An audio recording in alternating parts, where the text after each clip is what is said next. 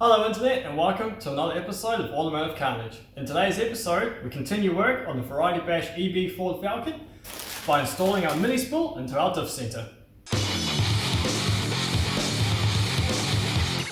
Alright, so if you call up with the last episode, you will have seen us paint this car in its wonderful Balboni colours. And also we started to pull the center out of the diff housing. Went really well, we just went a bit longer than expected, so we didn't have time to split it open and put the spool inside. So that's exactly what we're going to do now. So let's get into it.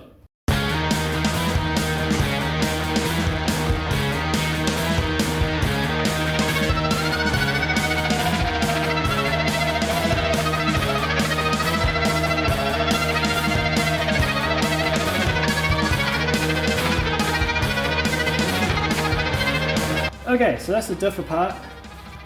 That's our Minispool that's going in there. It's quite a beefy chunk of metal really. And that replaces all these gears that we don't need anymore. That's not important.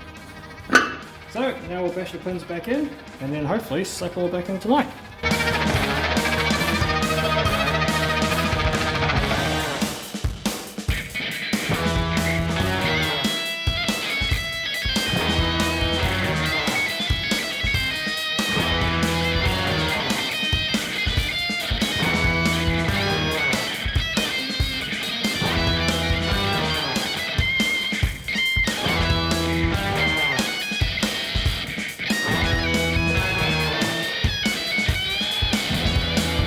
Right, so that's our diff assembled. It's all one piece now and there's no way that's going to be open wheeling. It is solid inside.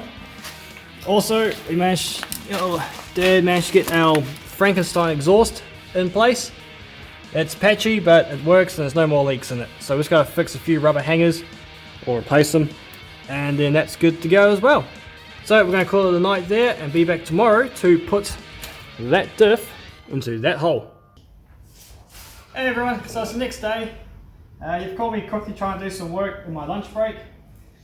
The car ferries arrived last night and did some work for us and got the diff center in.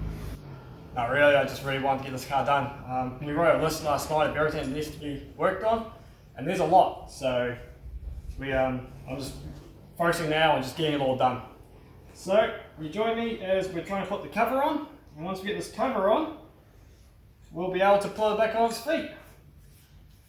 Really test out this diff, see how it feels.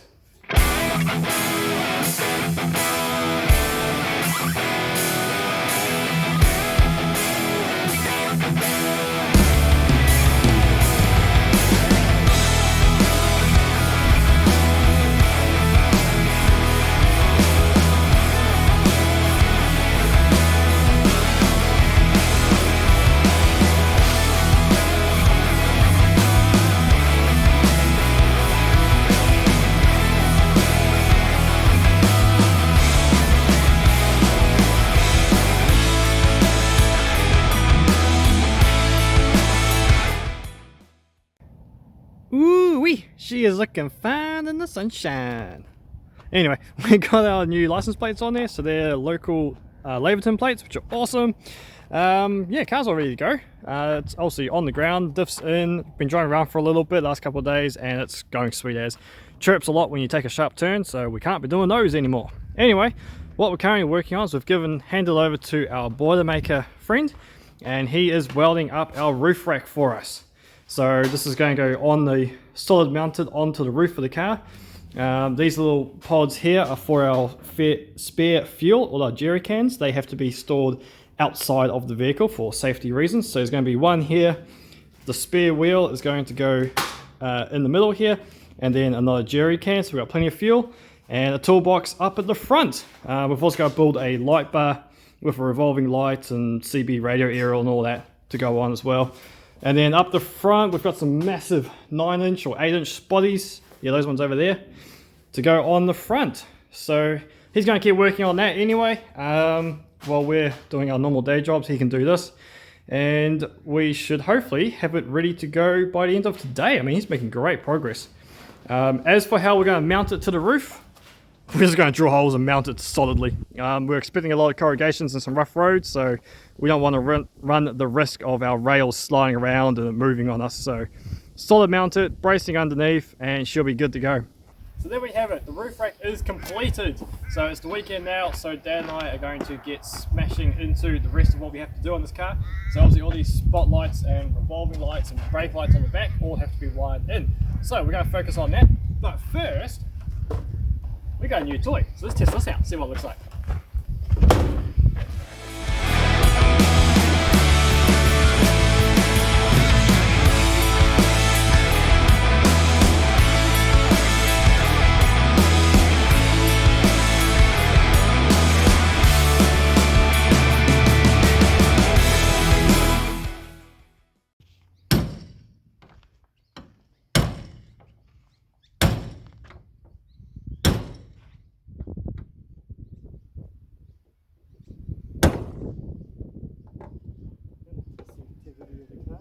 What are you doing? What? I'm fixing it so we get our wiring loom to travel up the side of the window and come out here, because we put this beautiful little dent in here with the ball peen, and then we'll just silicon it. You're not just taking your frustrations out on the Ford? Well, that is a Ford. So yeah, Dad's acquired this wiring loom that we found on, was it Canter Bus or something like that? Yep. I was just sitting on the bush, so that's going to make our job of wiring these lights in a lot easier. I've run an earth just underneath there for the revolving light, and that's going to be our power, which forms part of this loom. And then there's a cable already underneath the car, and now we have a switch, so that's going to be for revolving light. And what else have we done? You're still playing around there a little too happily. And we've degreased the engine, so that's looking like a brand new engine in there at the moment. It's great. It actually shows how much work has been done. There's a new alternator and other bits and pieces in there. Alright, so that's the end of another successful day. Everything that is electrical in this car is now completely wired in properly. I have a bit of a problem with the spotlights, because for some reason I just can't get spotlights, but they confuse me. But anyway, we managed to work it out and they're good to go. So tomorrow we're going to carry on with the suspension.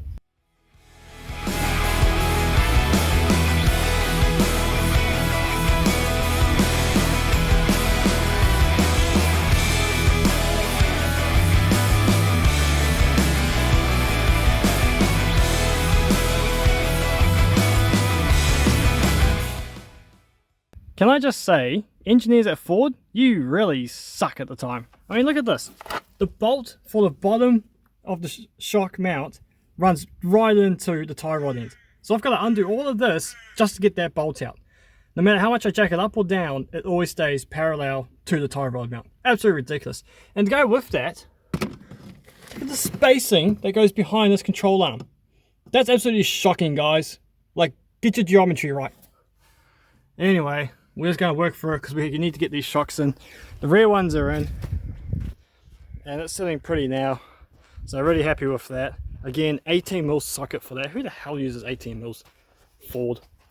But also we've got to rebuild this whole front end, so we've got upper and lower ball joints go in and wheel bearings. So we're just going to keep cracking into it. Alright, update time. We have taken the stub axle off. We've managed to pop out one of the ball joints. That was absolutely shattered. It's just dry and completely disintegrated. So we're going to get the new ones of those. They've been sitting in the freezer, so they should be pretty easy to pop in. The top one's not so bad, so we're going to leave that there because also we can't pop it out. So they can stay there. The bearings themselves have actually been replaced not too long ago. I know it looks pretty bad from this angle, so let's tip it over. So again, we're going to keep those and take the new ones as spares. Yeah, looks good. That's in good condition. In here, it's all pretty dirty.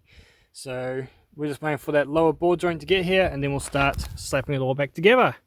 And then we can move on to the other side. Alright, sun's going down, so we're going to call the weekend there. Things don't quite go as smoothly as what we would have liked. Just try and get those new ball joints in. Well, it's a lot harder, so we're going to find a friend or someone around who's got a press to be able to put those together. So that's going to stay here for now, like this. We did manage to get the new shock in with the spring attached to that, so that's fantastic. The wheel bearings that are in there, I think I mentioned, they're pretty good, so we're just going to run those and see if getting plenty new ones in. And where is it? this bit here, that's what's left is one of the original bushings. Can you see that? Can you see that? I'm being told no, you can't see that. So, Yes, you can. You just need to go like that so they can see it. so yeah, that's pretty worn out. These were factory Ford struts.